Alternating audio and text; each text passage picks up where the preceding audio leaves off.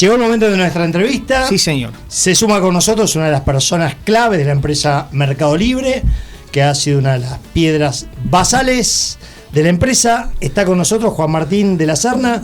Bienvenido a Penal Sin Barreras. Juan Martín, ¿cómo estás? ¿Qué tal? ¿Cómo andan? Muy bien, por suerte, gracias. ¿Todo en orden? Sí, todo muy bien, por suerte. Bueno, me alegro. Bueno.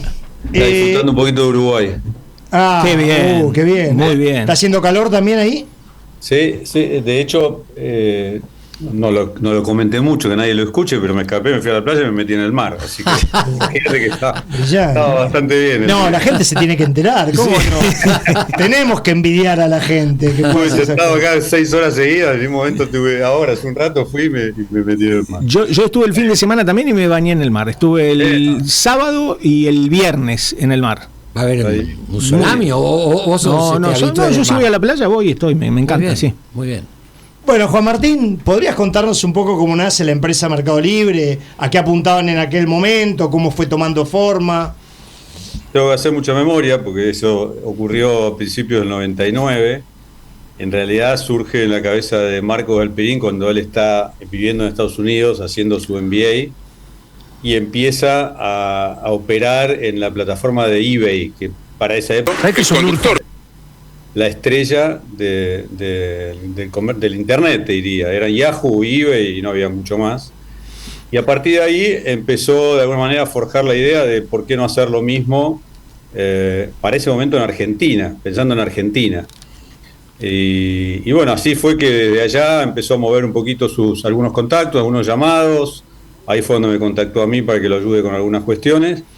Y a los 4 meses ya teníamos el sitio al aire, digamos, una cosa increíble, en agosto del 99.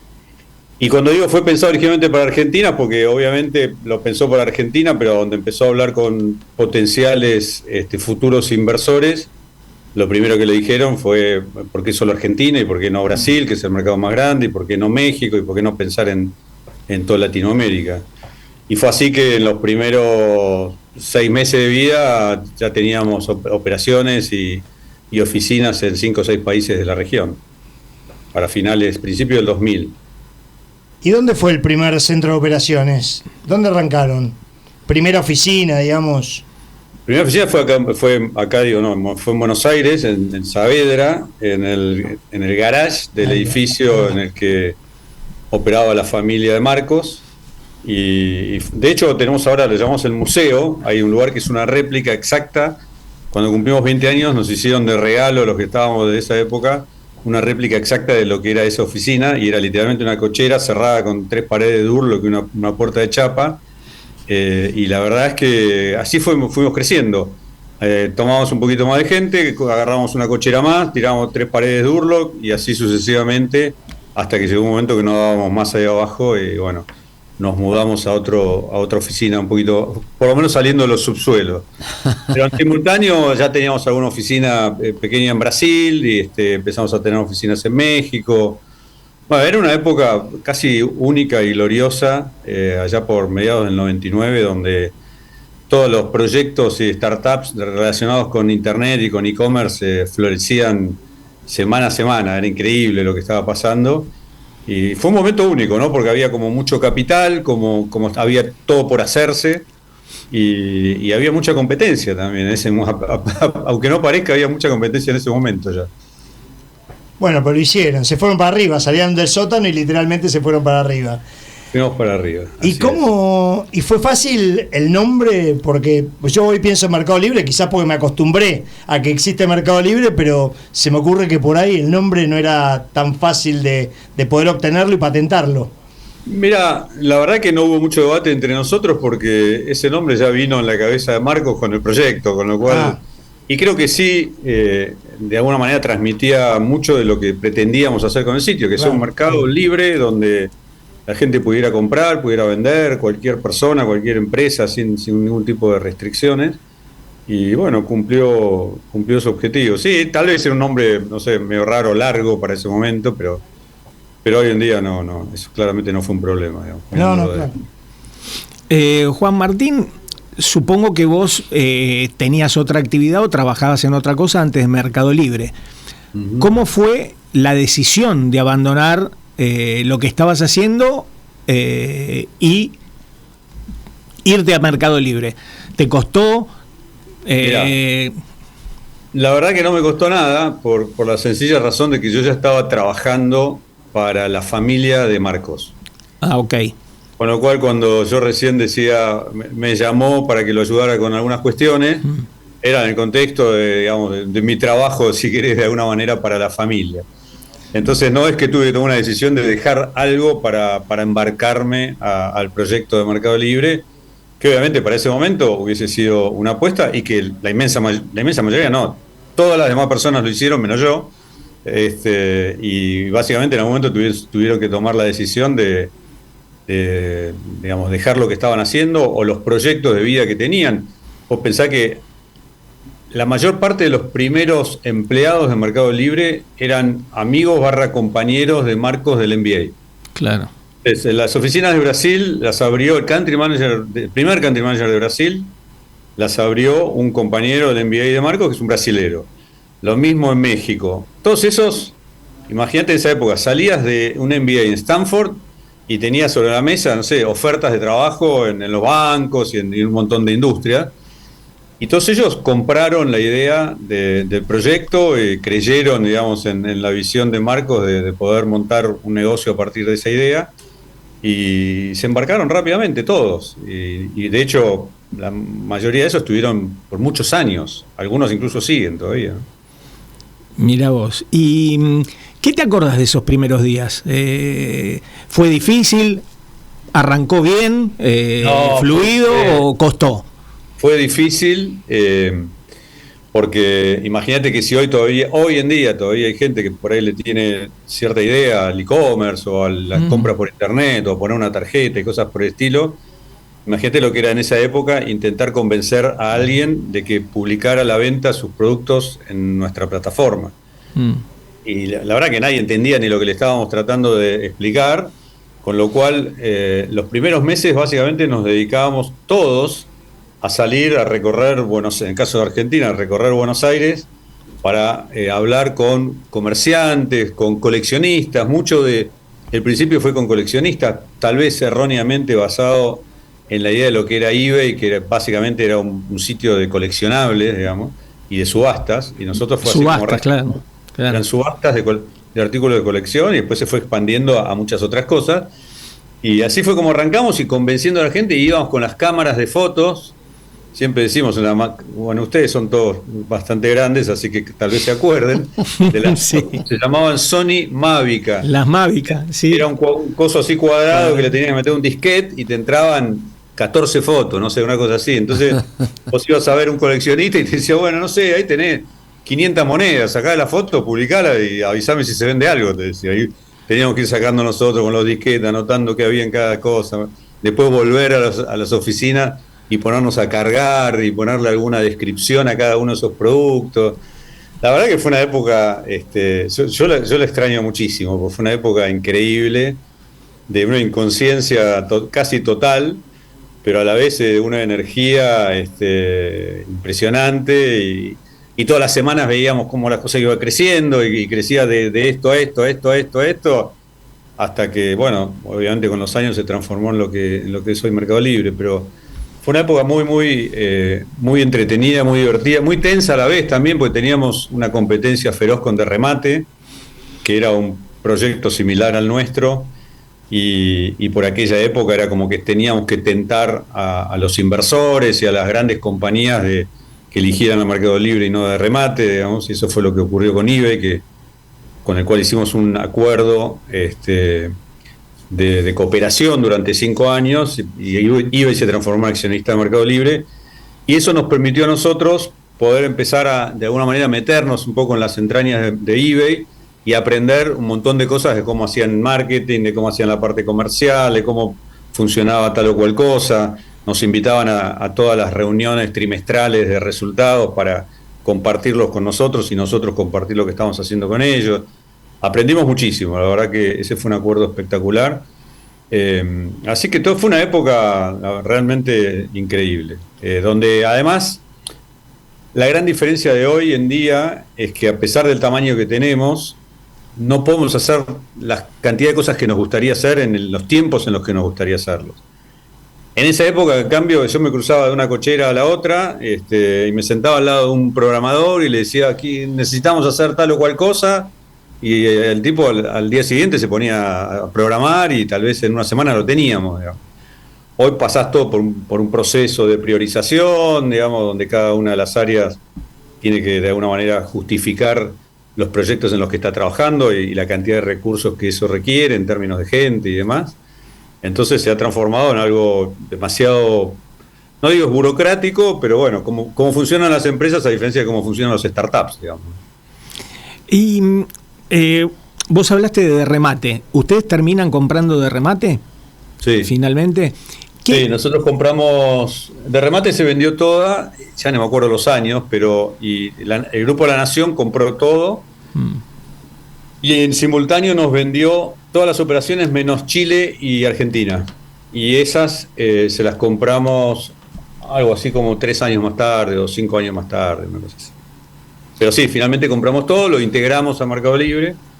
Tal vez la parte estratégica más importante de ese acuerdo que nosotros hicimos con eBay, que no lo mencioné, es eBay había comprado un año antes una empresa en Europa que se llamaba eBazar, que además tenía una filial en Brasil.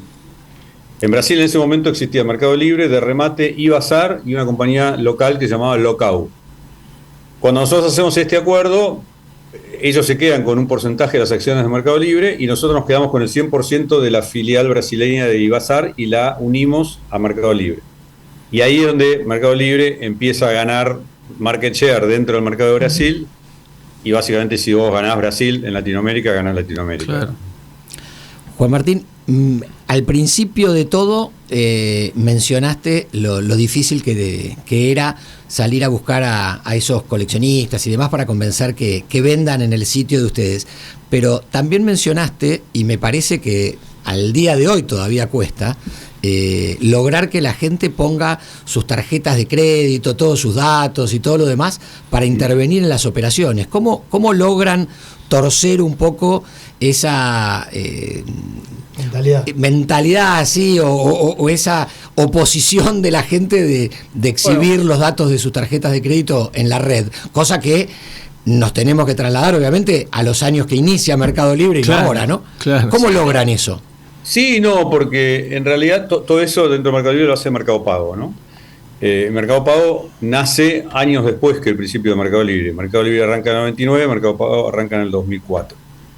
Y al principio, Mercado Pago tenía un montón de opciones offline inclusive. El sistema era básicamente muy malo, digamos, ¿no? A diferencia de hoy que está todo integrado, el comprador tenía que, vos comprabas un producto y además por el hecho de usar Mercado Pago tenías que pagar un adicional y tenías las opciones de ir a, no sé, a un Rapipago o por un Rapipago Fácil, uno de esos, o podías poner tus tarjetas de crédito, ¿no? Y obviamente al principio la mayoría de la gente no optaba por poner sus tarjetas de crédito. Pero bueno, fue un proceso que llevó bastante tiempo hasta que en algún momento decidimos que comprar en Mercado Libre igualaba a poner tu tarjeta de crédito. Si vos no ponías tu tarjeta de crédito no podías comprar dentro de Mercado Libre. Estabas obligado a usar Mercado Pago. Y fue una apuesta muy grande, sí. Pero eso fue lo que realmente empezó a mejorar el servicio entre la gente. Porque si no lo que pasaba es, alguien compraba, decía que iba a ir a pagar a un Rapipago y después resulta que pasaron 7 días, no había ido, el vendedor estaba con su producto y su cajita esperando que le digan que se lo despachemos y eso nunca ocurría, las operaciones se caían, entonces realmente había como mucha espuma de operaciones que efectivamente no se performaban, digamos. Entonces en un momento tomamos la decisión de hacerlo obligatorio y a partir de ahí funcionó perfecto. Diría, desde el principio de Mercado Libre creció mucho, obviamente, porque no había muchas alternativas. O vendías algo en un clasificado de un diario, cuya experiencia era malísima, y generalmente estaba atado, si querés, a la localidad o a la ciudad en la que uno vendía. Y lo que hacíamos nosotros, obviamente, era conectar un comprador con un vendedor y básicamente que después se resuelvan cómo se pagaban, cómo se enviaban y todo lo demás. Y así nació Mercado Libre durante los primeros 3, 4, 5 años. Después Mercado Pago viene a resolver de alguna manera el problema o el inconveniente del pago, porque Mercado Pago operaba como una especie de escrow donde recibía la plata del comprador y hasta que el vendedor no entregaba el producto al comprador no se le liberaban los fondos al vendedor. Triangulábamos, pero se hacía lento y todo lo demás. Y la otra gran pata que cambió radicalmente la forma de operar dentro de Mercado Libre fue cuando empezamos a meternos dentro de la logística. Claro. Esto fue recién años más tarde, en el 2012, 2013, digamos. Porque la otra parte que había que resolver era, bueno, ¿cómo te lo mando? Y bueno, más uno decía, mandámelo por un remis, otro mandámelo por una moto, otro mandámelo por Oca, otro por el correo argentino, otro te lo llevo. Y todo eso llevaba días, entonces la experiencia al final del día se iba degradando con aquellos que no le prestaban tanta atención a realmente a terminar muy bien, muy rápido sus operaciones. Y no nos olvidemos que tal vez si yo le compro o les vendo un producto a alguno de ustedes, no es la muerte de nadie si tardamos 2 días más, 2 días menos, pero en la medida que cada vez más empresas empezaron a operar a través de Mercado Libre y tenían un volumen de ventas grande, era un engorde. Imagínate a alguien que vendía 100 productos por día, tenía que estar coordinando con 100 compradores distintos, a ver cómo le iban a pagar, cómo le quería que le manden los productos. No escalaba eso, digamos. Funcionaba, pero no escalaba. Claro. Mercado Pago y después lo que llamamos Mercado Envíos vinieron a resolver esas otras dos cuestiones. El tema ese de la logística, obviamente, al día de hoy es el gran diferencial, ¿no? Porque muchas veces mucha gente decide o define la comprar o no comprar según cuándo sea que le llegue, independientemente que le salga un mango más, un mango menos, y bueno, después por supuesto todas las bonificaciones del mercado envío, de si es gratis, si no es gratis, el envío, etcétera. Pero ¿cómo acceden ustedes a manejar el tema de la logística? ¿Lo hacen propio o empiezan con convenios con diferentes operadores, Correo Argentino, lo que sea? Mirá, te estoy preguntando porque no pensando solo en Argentina, sino en todo lo que es Latinoamérica, ¿no? Que debe ser muy difícil lograr ese tipo de convenios como para poder asegurarte que las ventas sigan siendo un éxito a través del envío. Mirá, como al igual que Mercado Pago fue un proceso, lo primero que hicimos, y esto te puedo hablar ahora porque esto lo arranqué yo en el 2012, digamos. Ok. Lo primero que hicimos fue, en el caso de Argentina, hacer un acuerdo con la que nos parecía la mejor operadora por servicio y sobre todo por capilaridad de sucursales, pues no te olvides que aquel que vendiera algo tendría que tener una sucursal relativamente cerca donde ir y llevar un paquete. Si yo te digo, qué bueno, vendiste tus zapatillas y tenés que hacer 45 kilómetros para llevar el paquete, claro, no es un gran servicio. Entonces, hicimos un acuerdo con Oca y era un acuerdo bastante simple por el cual nosotros lo que hacíamos era proveíamos de las etiquetas a los vendedores. Cada vez que alguien le compraba a un vendedor algo, le decíamos, bueno, acá te podés imprimir tu etiqueta, preparar tu paquete y llevarlo al correo de Oca. Así el que vendía ocasionalmente. El que se dedicaba a vender en volumen, lo que hacíamos es un acuerdo con Oca por el cual Oca todos los días pasaba a determinada hora y levantaba todas las ventas que tuviese preparado ese vendedor.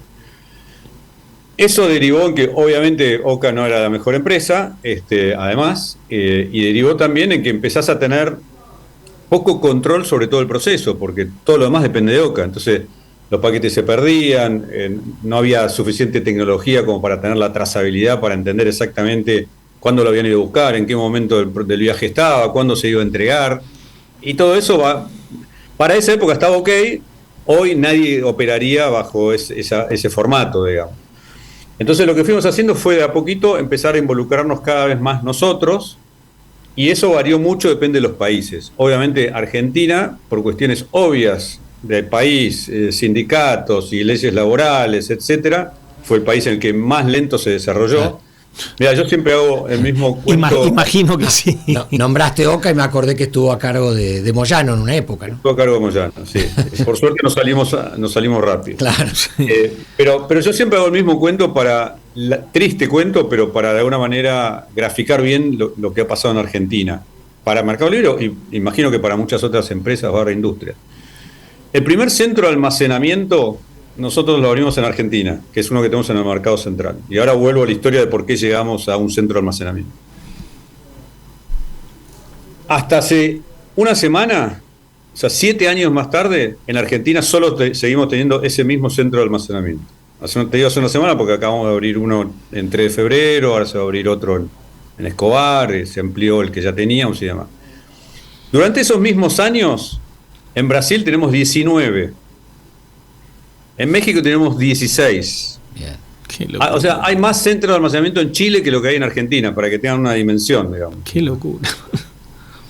Eso era porque Argentina fue una máquina de impedir durante muchos años, digamos, ¿no? Entonces, la verdad que fue triste. Pero volviendo al proceso, en algún momento también empezamos a darnos cuenta de que los grandes vendedores tal vez vendían productos que no tenían y entonces tenían que salir a comprarlo y tardaban 3 días en comprarlo para el cuarto día recién despacharlo y entregarlo. Entonces, la experiencia de ese comprador, la verdad que dejaba bastante que desear. Entonces, en un momento empezamos a hacer lo que se llama fulfillment, que es lo que es un centro de almacenamiento.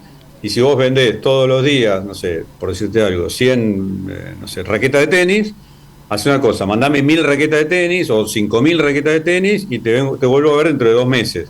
Nosotros la tenemos almacenada y cada vez que ocurre una venta, preparamos el paquete, nos aseguramos que tenga un buen packaging, que tenga un logo, ¿entendés? Si no, que te lo manden en una bolsa de supermercado, como ocurría. Sí.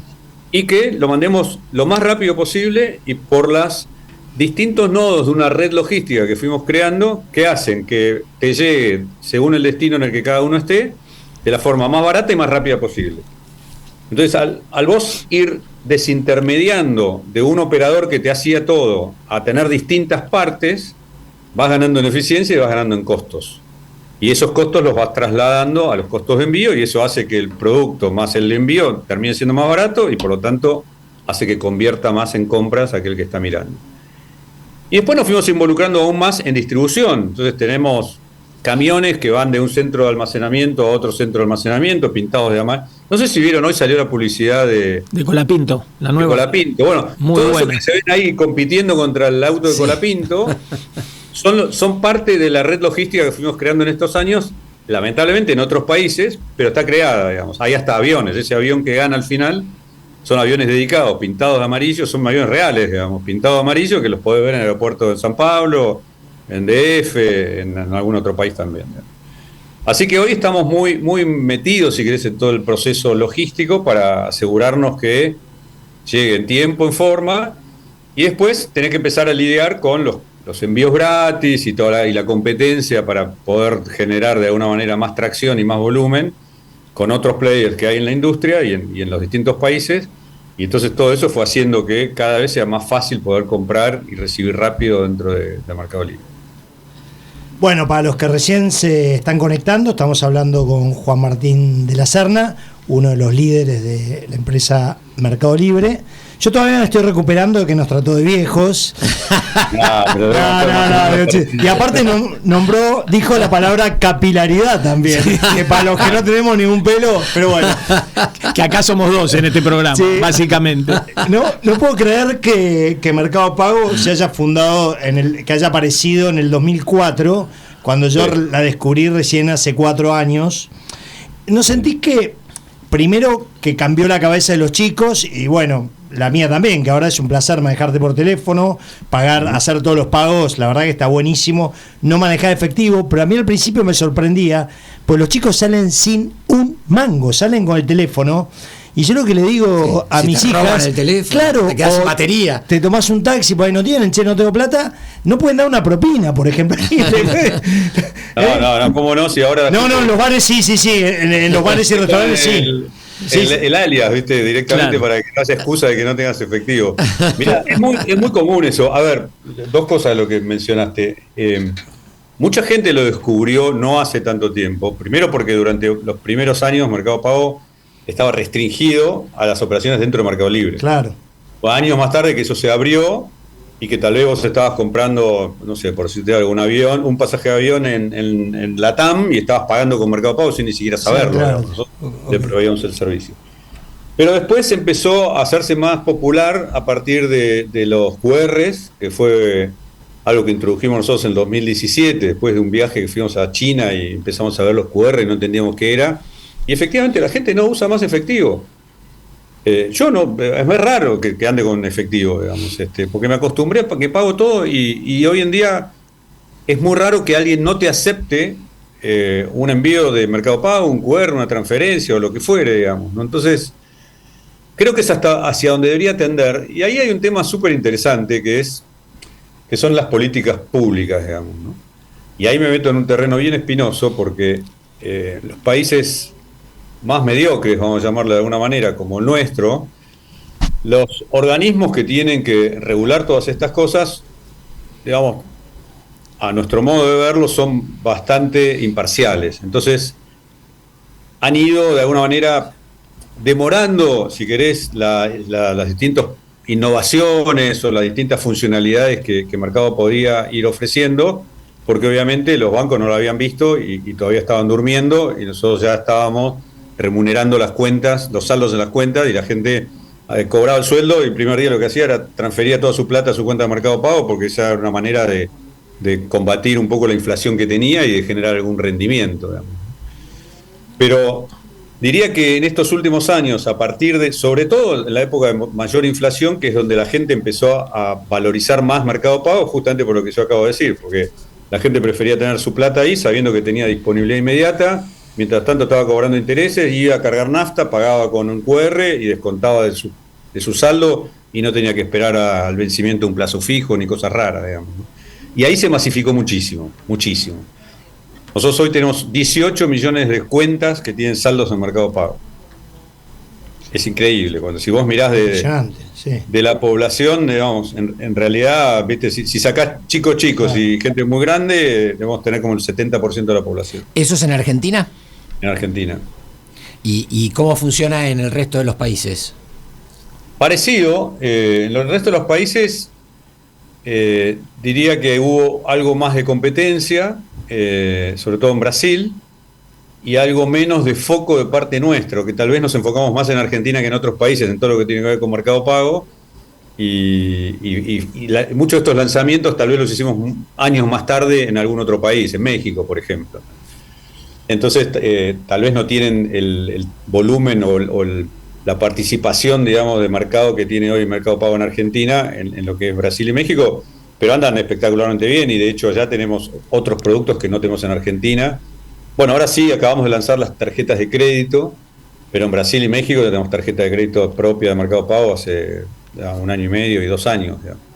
Y ese es un negocio súper interesante, súper interesante.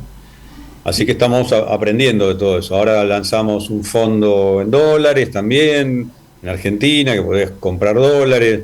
Ahora el Banco Central nos impidió poder comprar dólar oficial cuando cualquier banco lo puede hacer.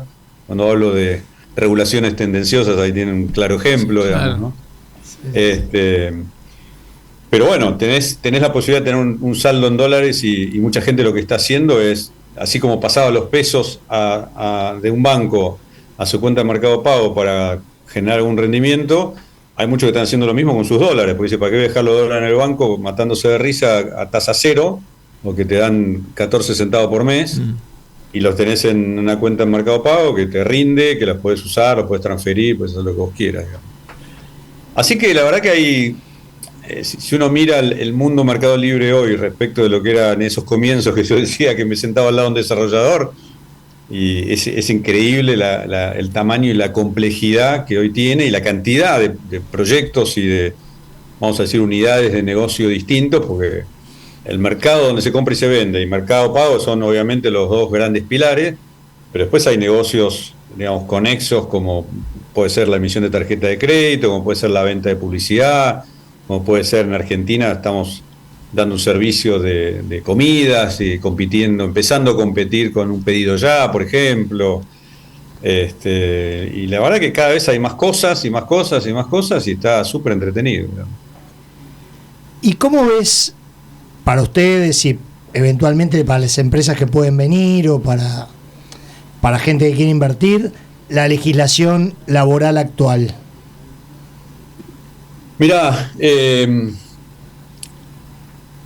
para nosotros no ha sido un impedimento, digamos, sino somos una industria que generalmente no tenemos mayores problemas, entonces no hay despidos, no han habido, y si los que hay son más por performance que por cualquier otra razón.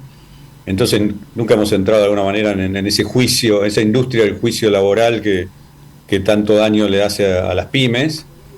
Creo que la Argentina se quedó no sé, en los años 80 en términos sindicales, lamentablemente. Entonces hay una serie de cosas que nosotros nos encantaría poder hacer y que tratamos de no hacerlo porque sabemos que es para conflicto. Por ejemplo, en algunos otros países parte de la distribución, de la última milla de la distribución, la hace gente. O sea, personas como, no sé, como nosotros, que tiene 4 horas y dice, bueno, tengo 4 horas libres, me dedico a repartir 10 paquetes acá en mi zona de influencia y me gano unos pesos, digamos. Eso lo podemos hacer en Brasil, lo podemos hacer en México y no lo podemos hacer acá. Por otro lado, después te encontrás con cosas como en Brasil, que tenés leyes que te obligan, que están bien en el espíritu, pero que son difíciles a veces de implementar, a cumplir con cuotas de raza, a cumplir con cuotas de discapacitados, que Mercado Libre tiene 115.000 empleados. O sea, llega un punto que no tenés ni dónde contratarlos, digamos, ¿entendés? Y la verdad que se hace difícil. Pero yo creo que todo aquello que favorezca, y acá hablo más por país y por pymes que por Mercado Libre, que favorezca la contratación de gente formal, digamos, bienvenido sea. Obviamente que es lo que se necesita, porque en Argentina no se crea trabajo formal hace muchos años. Mercado Libre lo hace, todos los empleados son formales, los que están en logística, los que están en la oficina haciendo marketing y tomando decisiones o en Mercado Pago. Y eso no nos ha impedido ni hemos tenido ningún problema desde el punto de vista de las leyes laborales. Pero creo que hay que modernizarse, digamos. Juan Martín, ¿cómo venimos de tiempo? Tenemos unos minutitos más, pues tengo varias preguntas de la gente. Estoy acá muy relajado, así que tengo el tiempo que quiera. Vamos. Bueno, primero, pregunta Eugenio de Pilar. Dicen tus amigos de la Peña que nunca ganás a las cartas. ¿Es verdad eso?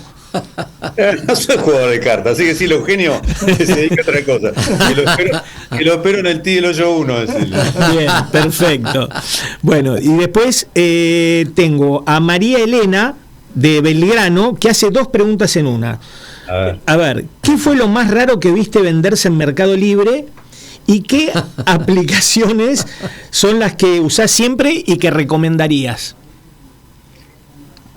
A ver, lo más raro se remonta a la época casi de los inicios, digamos. Pero si se acuerdan, yo no sé en qué año fue, porque ahora se acumulan tanto los años que uno pierde noción de cuándo fue. Sí. Cuando fue ese primer gran granizo en Buenos Aires que destrozó todos los parabrisas a los autos, todo. Y un loco se ponía a vender la pelota de hielo en Mercado Libre, digamos. No. Había otro que vendía vientos patagónicos, decía que vendía. Y que ponía un frasco así y lo tapaba y decía, te vendo viento. Después se vendió la Ferrari de Maradona, en un momento que nunca supimos si verdaderamente se vendió o no, digamos, una Ferrari, cosa rarísima. Digamos. Pero creo que eso quedó en otra etapa de Mercado Libre, en una etapa en la cual se vendían más productos únicos y autografiados y cosas raras. Que después se transformó directamente en un sitio de comercio y no de subastas, y donde la gente empezó a vender raquetas de tenis, computadoras, teléfono, cable, lo que fuere, que es lo que soy. Entonces, hoy ya hace rato que no hay, que yo sepa, por lo menos cosas raras, digamos, por lo menos no me he enterado. Y aplicaciones, a ver, yo no soy acá el joven. Raro que hasta ahora no hayan preguntado de inteligencia artificial. No, bueno, era la que me quedaba a mí. Bueno, ahí estaba en mi listado. Ahí se puede poner un poco más divertido. Pero sí. Aplicaciones, yo uso la básica, la que usa todo el mundo, las obviamente de Waze, de WhatsApp, de Mercado Pago, no sé, tendría que mirar acá mi teléfono y ver cuáles son las que tengo primero.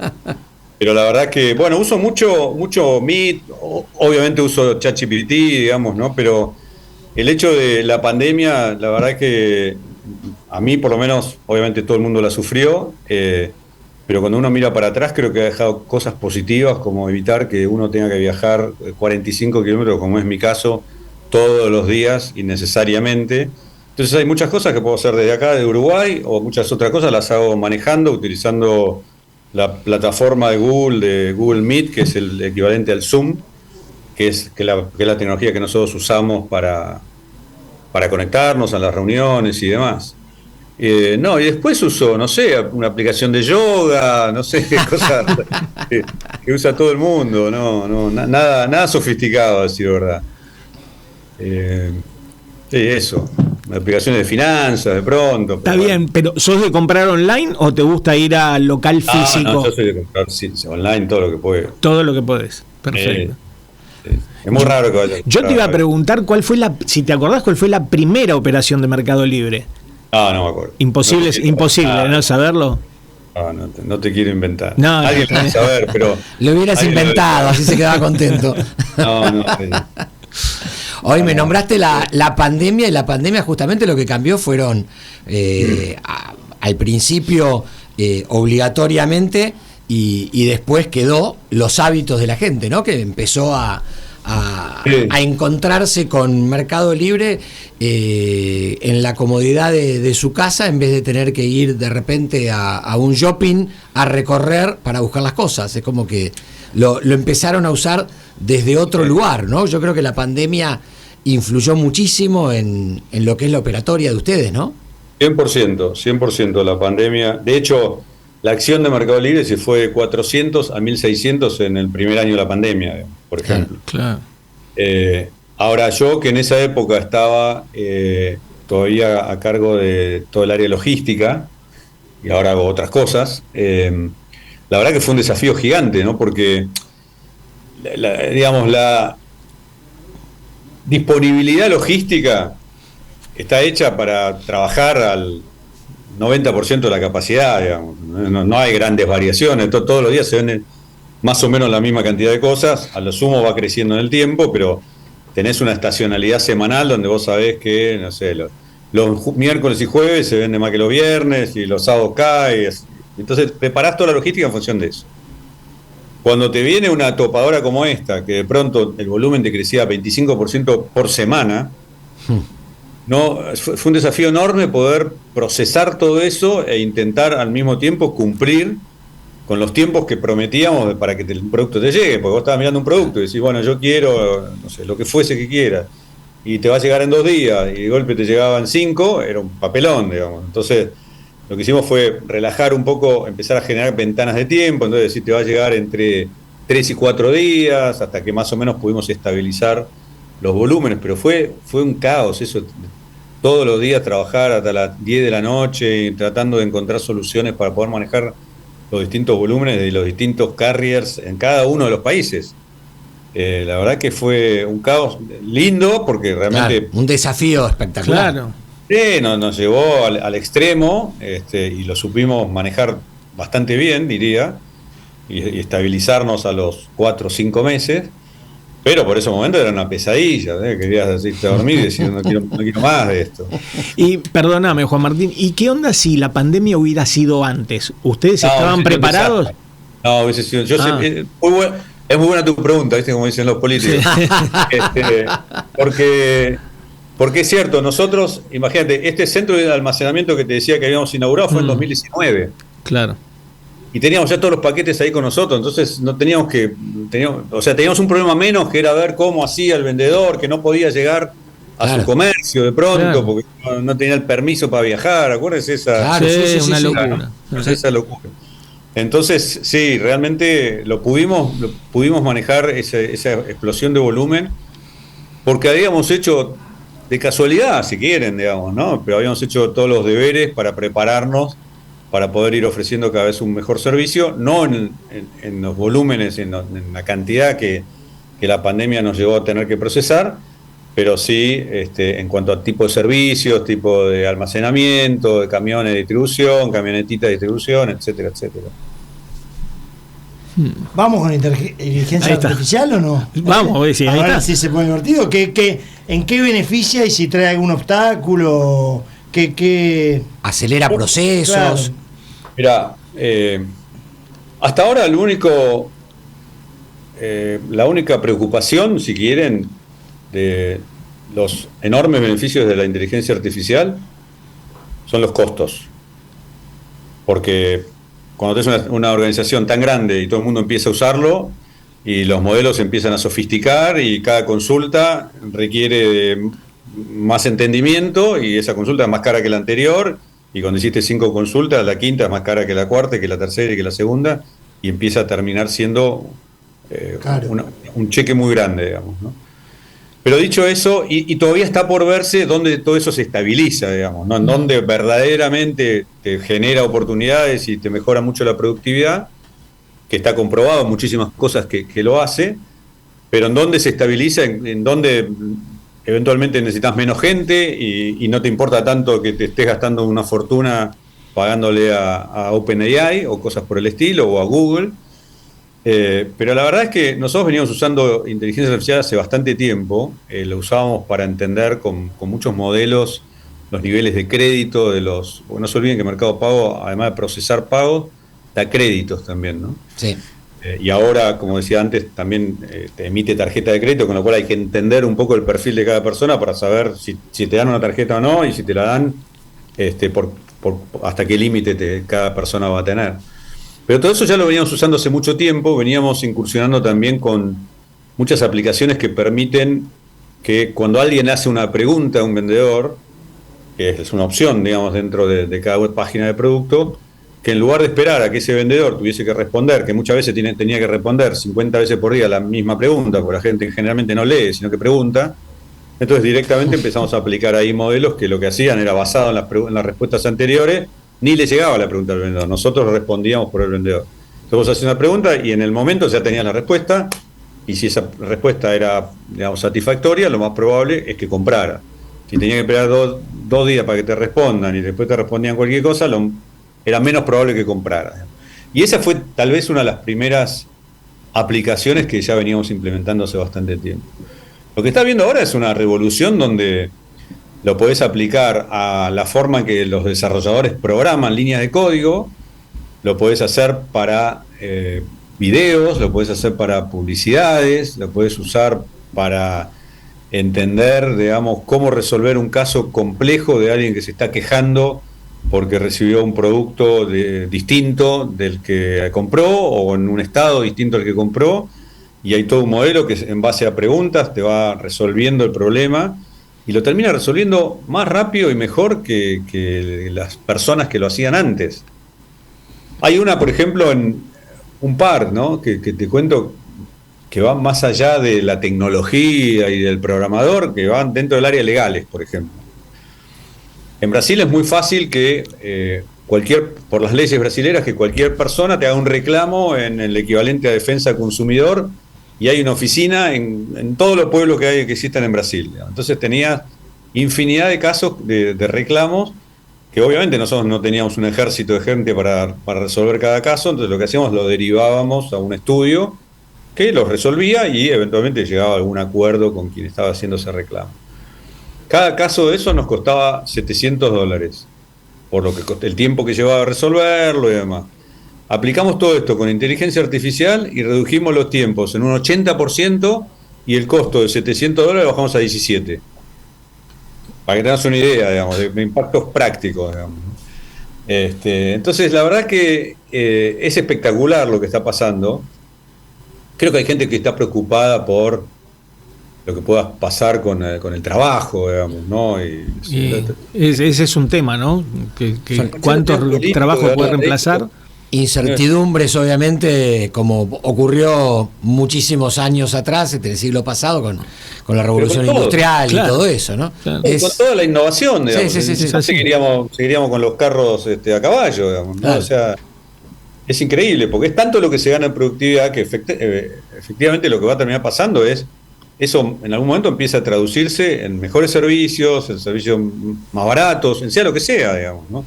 Desde un abogado que lo único que hace es responder oficios y básicamente siempre hace lo mismo, ahora tiene una máquina que te cambia 2 nombres, claro, y que responde lo mismo, digamos, ¿no? Hasta, no sé, la cantidad de gente que necesitas para hacer tal o cual cosa, digamos.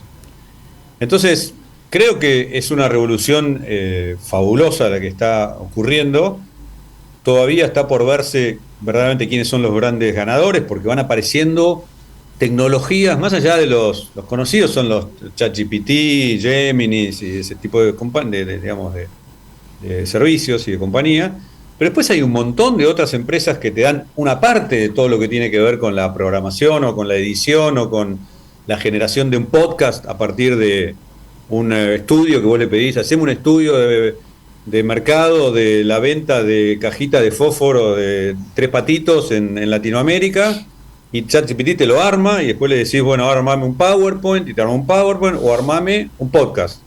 Para cada una de esas cosas necesitas alguna tecnología, digamos. Claro. Y esas que van apareciendo, que parece que hoy son el último grito de la moda, tal vez en 45 días hay una que es mucho mejor y la anterior desaparece directamente, digamos. Entonces se está viendo todavía un proceso de creación y destrucción en simultáneo de distintos servicios que la verdad que es apasionante, digamos. Yo creo que es una gran noticia que la inteligencia artificial esté impactando de la manera que lo está haciendo, que esté impregnando las compañías, y creo que cuanto más tarde una compañía en adoptarla, más le va a costar su negocio, digamos. Obviamente depende de las compañías y depende de la industria, ¿no? Pero en general, sobre todo las empresas parecidas a las nuestras, es clave la adopción de esto, y nosotros estamos fomentando mucho, incluso monitoreando quiénes y con qué frecuencia utilizan algo de inteligencia artificial. Viéndolo como algo positivo. 100%. Claro. Okay. 100%. O sea, contrariamente a lo que tal vez algún empleado pueda llegar a opinar, decir, uy, no quiero que vean que esto no lo hice, sino que lo encargué a inteligencia artificial, ustedes lo ven como algo positivo. Yo te digo algo, mira, si vos operás en Mercado Libre y por la razón que sea necesitas atención a usuarios, el servicio que hoy tenés se hace con 40% menos de gente que lo que teníamos hace 3 años, y es 10-1 la diferencia en la calidad y velocidad de servicio, ¿verdad? Y todo eso se fue logrando con inteligencia artificial. Y todas esas personas no es que se quedaron sin trabajo y están abajo un puente y demás. Muchas de esas las reinsertamos en otras tareas dentro del Mercado Libre. O sea, no es un problema. Se reubicó. Sí, eso no es para nada un problema. No, la verdad que estamos súper entusiasmados. Todos los días hablamos de algo de esto, algún feature nuevo que estamos poniendo. Es fabuloso, la verdad que es fabuloso.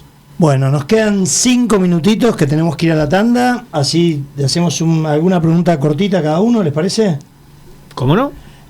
¿A qué deportistas están sponsoreando así Colapinto? ¿A los Sharks puede ser también? ¿O? No, eso fue una expedición personal de Marcos Galperín. Ok. A ver. No, a Colapinto y a este chico que ahora no me sale el nombre, que es el maestro mundial ajedrecista de 12 años. Sí. Se llama Faustino Oro. Ahí está. Faustino Oro. Ok. Y después, así individualmente, no, a ningún otro deportista. Okay. Hemos hecho cosas con Flamengo, con algún estadio, vamos a hacer algunas otras cosas más el año que viene que ya se van a enterar, pero no hay mucho más así deportista sponsoreado individualmente. Juan Martín, ¿tu función operativa hoy en la empresa sigue siendo presidente o estamos en otra parte?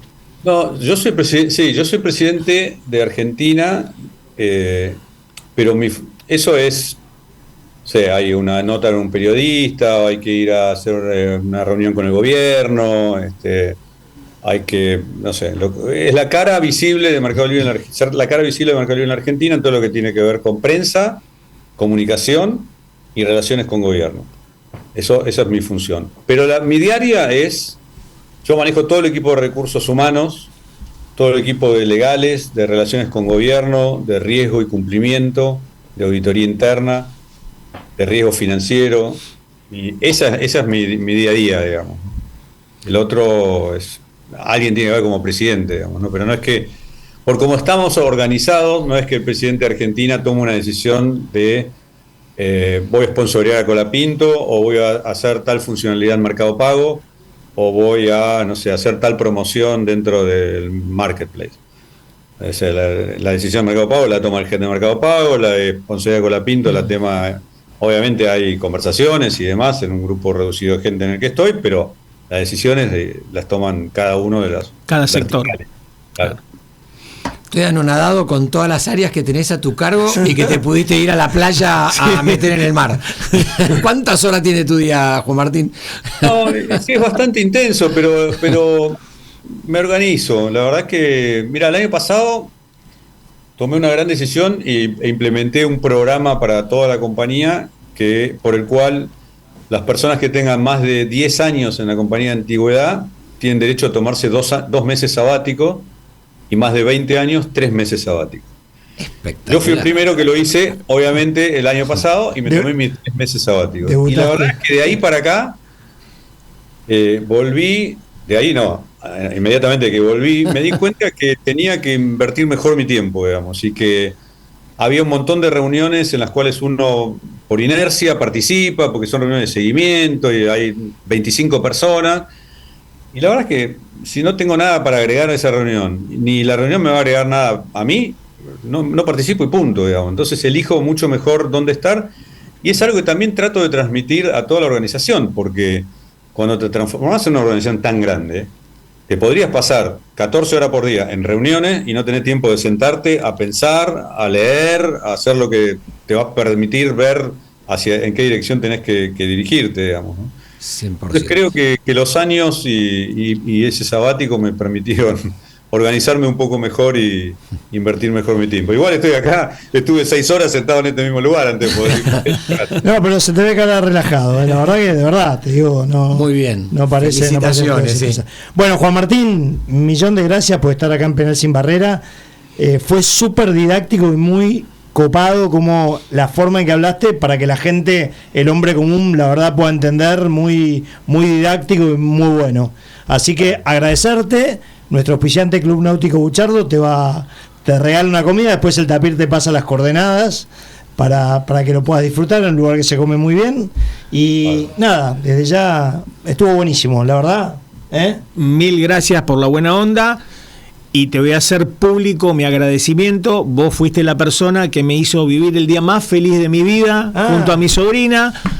El año pasado en Paraguay, si no hubiera sido por vos, yo no hubiera vivido esa experiencia maravillosa que viví. Nuevamente, mil gracias. Las mejores entradas, la mejor atención, increíble. Mil gracias de vuelta.